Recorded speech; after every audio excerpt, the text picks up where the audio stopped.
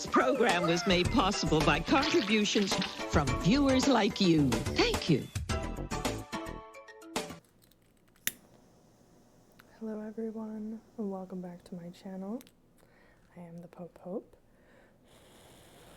and I am here with your guided messages today. I'd like to cleanse this space. Holy Father, Mother, Son, all in one, I welcome you into this space. Please bless this reading so that I may deliver messages of the truth and nothing but the truth. If there is any evil being sent my way, or negativity, intentionally or unintentionally, I ask that it is cast down, cut down, and dissolved, recycled, and repurposed for something in alignment with your higher will. Amen. So, let's shuffle the cards, and we'll see what messages are popping out for you today. I wasn't really planning, I don't know if this is loud, shuffling into this, but I wasn't really planning on making a video today, especially because my partner is sleeping in the room, like, right behind me, and I didn't want to be loud and inconsiderate. So if I'm talking like maybe a little bit quieter, I was really quiet yesterday because I was outside, but the weather is so gross today. But anyways, Sabrina the Witch, my cat, jumped up on the table today and walked right up to my tarot deck and my sage and everything and my microphone. So I just felt like that was a message to give y'all a message today, that there's need for it, I suppose. And maybe really it's more of a need for me to just be creating and using my voice and not spending too much time in my head. Maybe that's, a message or a little bit of good advice for you if you're watching. All right, let's see what's coming out.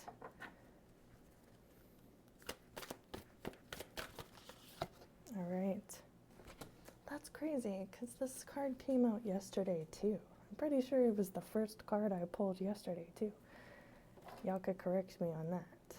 But, so yeah, we have the Shadow Self. And maybe it came out reversed yesterday, but this is in the upright. So if you can't see, it says, the dark inner swamp. I apologize, my hands are shaking because I just chugged a whole bunch of coffee on an empty stomach.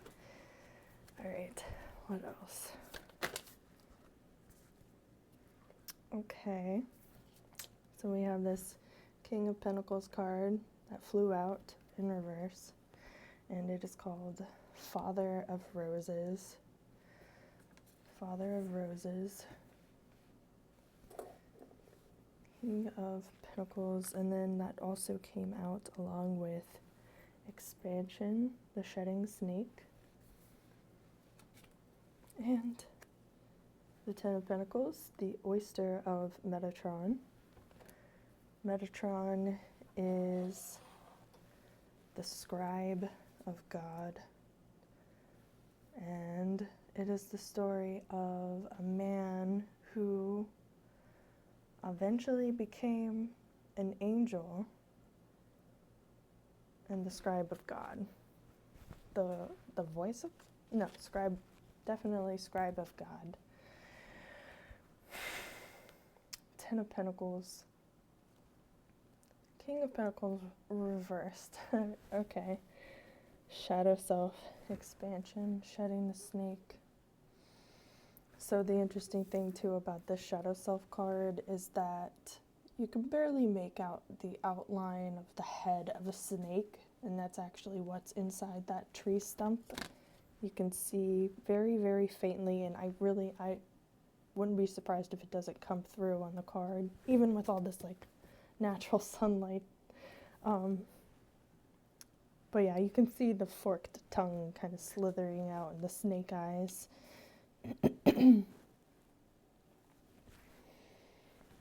But the snake is shedding. And I think what you're shedding is this King of Pentacles reversed energy. Father of Roses reversed. And you're moving towards Ten of Pentacles energy. Oyster of Metatron. So the interesting thing too with this card, like the oyster, he's using these pearls to represent the Kabbalah tree of life. And we know that pearls are caused from friction within shellfish like clams, oysters, etc. Well, oysters are known for their pearls, and that's what's on this card here. And, you know, the oyster is reminiscent of the womb, or the entrance to the womb, more like. So it's very much associated with creativity. And even, you know, it kind of, when they're split like that, it sort of looks like a heart or even a pelvis. You know, there's a lot of different things that it looks like that are all very much fertility related. And that's the energy of the pentacles. You know, it's earth energy, so it's very feminine, nurturing, abundant, and mostly connected to like the mineral realm and the plant realm. And so I see you tapping into that. I think some people are afraid to shed their skin and move on. I think there's some amount of guilt that develops in people about maybe almost like imposter syndrome a little bit too, where you're feeling like almost, oh, that's what it is. I just heard I don't deserve. And that fits with the pentacles. I don't deserve to have a fresh start. I don't deserve a blank slate. I don't deserve like a new, I was gonna say a new personality, but I think what I really mean is like a new way of living and reacting and interacting. Because we are not our personalities. And I don't think that was something I understood for a really long time. Like, we are not our personalities. And usually in a healthy person, they will have some amount of evolution in their personality. But I think, especially when we're younger, some people, you just get really established. You know, I'm hearing typecasted, like you're an actor and you're always getting typecasted, but you're like doing it to yourself. You found this one like lane that you feel safe in, but I think it's time for you to like shed the old. And I think we're going for like the new, really, really, really, really new. And I'm just feeling like you need to be experiencing the opposite of what you've been drawing into your life right now. And because I think a lot of the stuff that you have been drawing in, literally like up until this point, has been manifested out of this subconscious emotional feeling and belief that you are undeserving. That you are like, almost like that you're supposed to be this rigid. I don't know where this belief came from within you, but it's almost like you're supposed to just be this type or, you know, almost. And I don't know if this even would apply with you, because I don't know if I'm necessarily picking up that y'all are super into astrology or anything like that, but something I see with a lot of like astrology girlies especially is that once they learn their signs, like especially, you know, sometimes they don't even go as far as the big three. They'll just really fixate on their sun sign. But even if they know their other two signs, the rising and the moon, they just hyper identify with that. And it's almost like a self-fulfilling prophecy, and they're not really using the astrology in its complete and totality. So they're really overly identifying with sometimes literally only their sun placement, which is, ironically the ego and the self. So it just like forces them to be like shallow, and even if they're not, you know, kind of on a narcissistic scale, people might just register them that way because you're just like so attached to this like simple paradigm of who you are, limited to astrology. Like, and I don't know, maybe that does apply to some of y'all because it did get really specific, but that's like the best kind of metaphor or example that I could give you in relation to this energy of like, or like I'm a goth, or I'm a skater, like I just have to stay in my lane and like only wear Vans or something. I know it's like really shallow, stupid, simple, but that's the best way I can describe it. Like, or oh my gosh, I used to, like I'm bisexual, by the way. I was super duper in the closet, confused, internalized homophobia, like the whole fucking shebang. And one of the things that like really kept me from identifying with LGBT and that whole community was that I noticed a lot of these people too, they just make their personality being gay, or there's like this personality like template that you have to have, or you're just like not accepted, and everyone will just challenge whether or not you're gay, even if it's like it's not even about attraction or falling in love anymore. It's about like, are you loud, sassy, are you XYZ, like do you match these pre-approved personalities that we associate, like this template. I don't know. I some people, oh my god. Okay. Some people. Sorry, I kind of knocked the light off the top of my desk here. Anyways.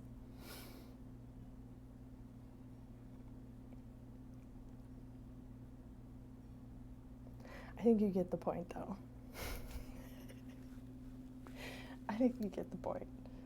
I think it's time that you break free from the limitations that are imposed upon you by yourself and by the peer pressure of society around you at large.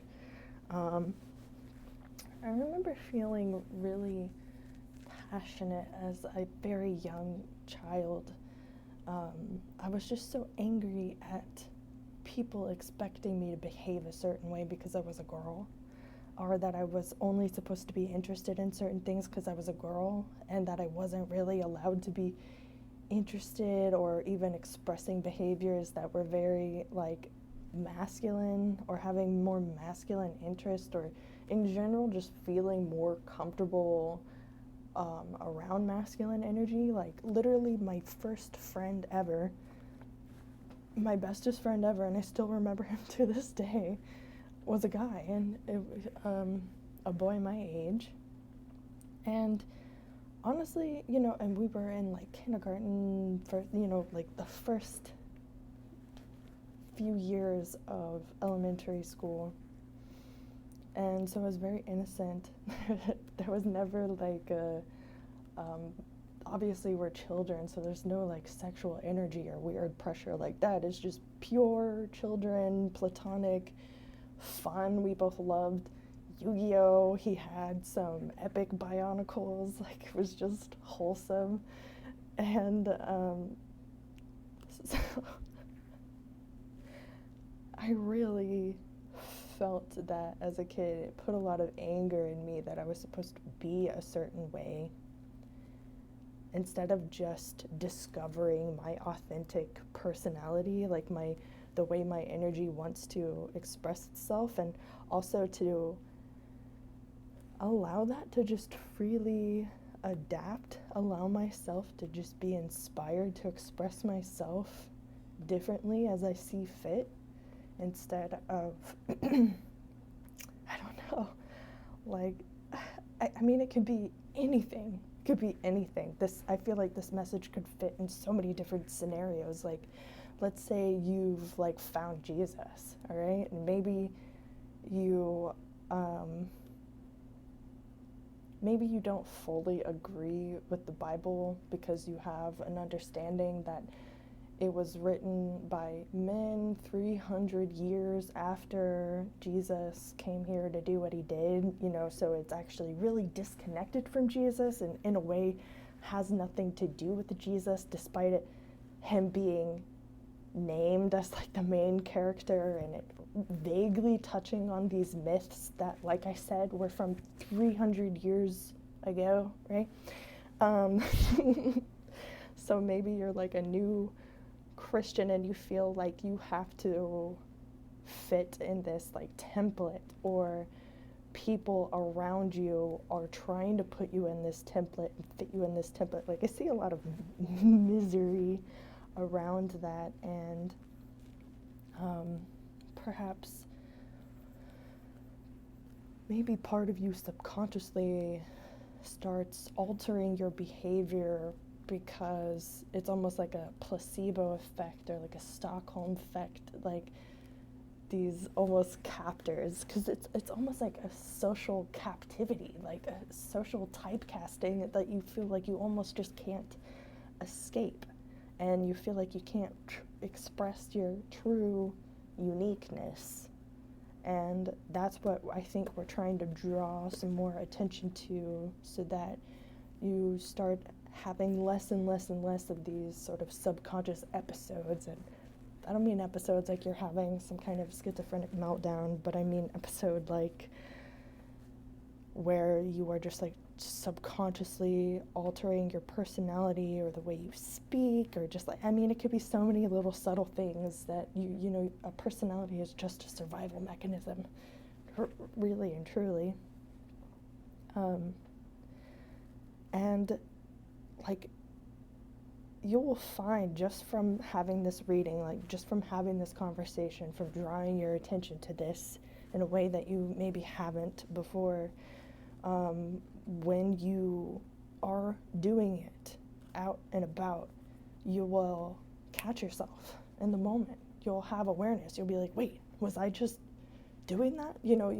Instead of maybe previously you just felt it as this like unshakable like social anxiety or imposter syndrome, or just depression, just feeling like hollow, depression, feeling like you're always an outsider, even when you're in a crowded room or people, just because you already know you're inherently rejected because you're subconsciously expressing a personality that doesn't match the authentic one that you're expressing in this moment, right? So you're rejecting yourself, everyone else is rejecting you, because there's this almost silent law, this silent law that you must be within this template. All right, so I'm going to pull some more cards. Let's see if we can flesh out this reading a little more. All right, so we have the Death card reversed. Yeah, so I mean, habits are extremely difficult to break, especially when they are habits that are developed out of a self-preservation adaptation. All right, we have the Five of Pentacles. Oh, I'm sorry, I don't know if I showed you these. This is the Death reversed. This deck is called the El Goliath Tarot deck. It's pretty expensive, but, it's all hand-drawn and written by the artist. It's sold directly by the artist, so all that money is going to them. I think they deserve it because the artwork is very striking and it looks good. Anyways, so that Death reversed is underneath that Shadow Self Swamp card with the snake inside the tree. And then this Five of Pentacles card here is underneath the King of Pentacles reversed, I think that this is just really highlighting that message I was saying earlier. Like, I pull these cards and it's matching up with what I was just saying, where you just feel on the outskirts, almost unlovable, untouchable, undervalued, undeserving, like hobos to be cleared away in front of Buckingham Palace before the royals have a wedding or some shit. I don't know why that came through. That's what it feels like. Just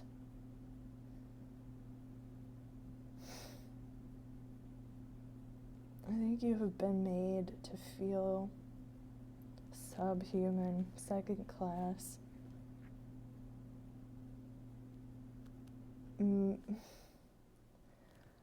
It's kind of reminding me of like rap culture, where it's like at the same time that they are rapping about materialism and all the money and cars and women and blah blah blah blah blah, they also rap and glorify about being super poor, desperate, gang banging, etc., etc., etc. You know what I mean? So it's like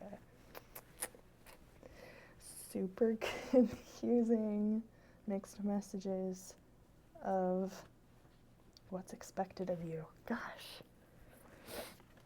Okay, and this final card is the Knight of Cups reversed. I think you just need to stop investing in people, relationships, groups, or even, like I said, those categories. People want to put us in categories, right? Like demographics. I think you need to limit.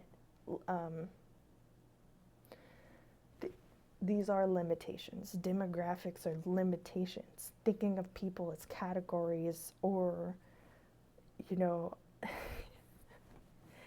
it's just stupid. It's just ignorance. Unfortunately, it's really, really common among humans to just want to categorize people and have absolutely no capacity for nuance.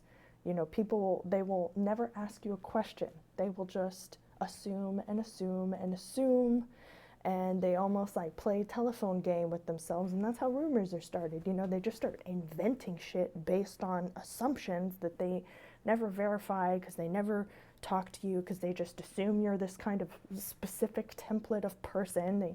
There's no attempt to actually get to know you. It's like people just look at you and they assume that they already know what kind of person you are. So they never ask you questions. They just treat you a certain way and it's in this way, like they'll never ever be able to receive you, even when you are talking to them, showing them things, expressing them stuff. It's like you are on two radios, like two different frequencies, and they're literally they're on like another channel on the radio walkie-talkie line. Like, the messages are not being received.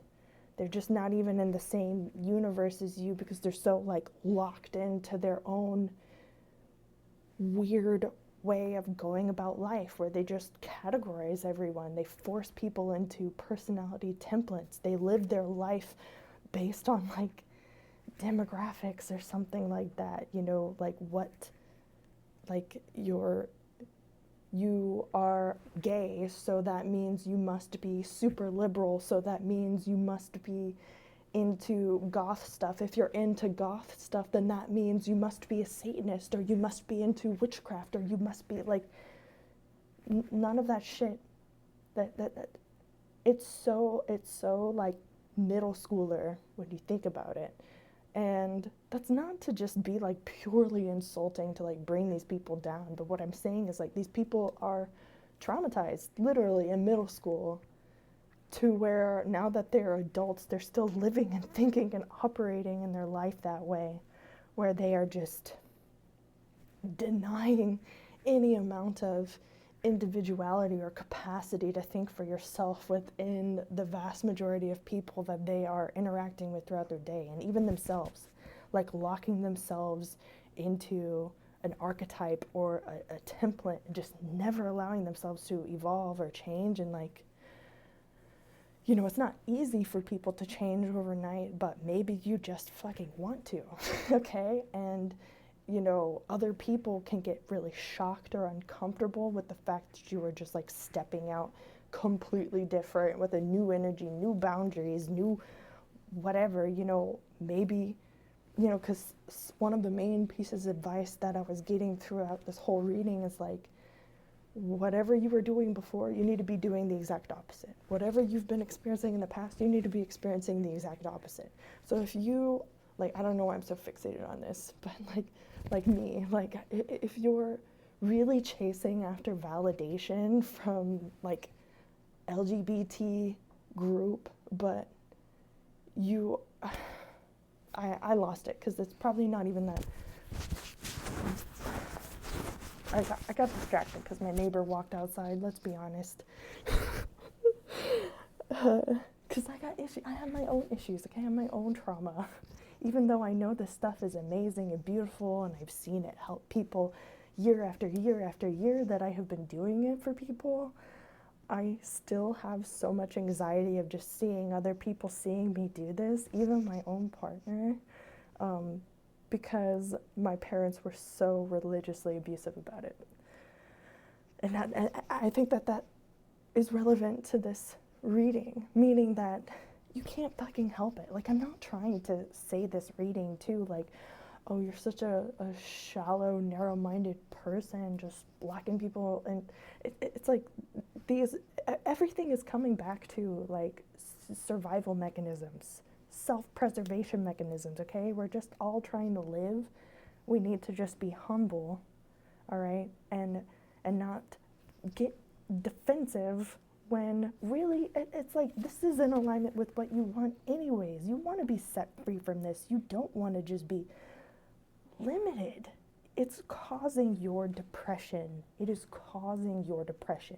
It is causing and it is reinforcing this belief in you that you are like undeserving, that you are just this second class or subhuman or just always different, never fitting in, having no place to belong, because you're not allowing yourself to belong with yourself.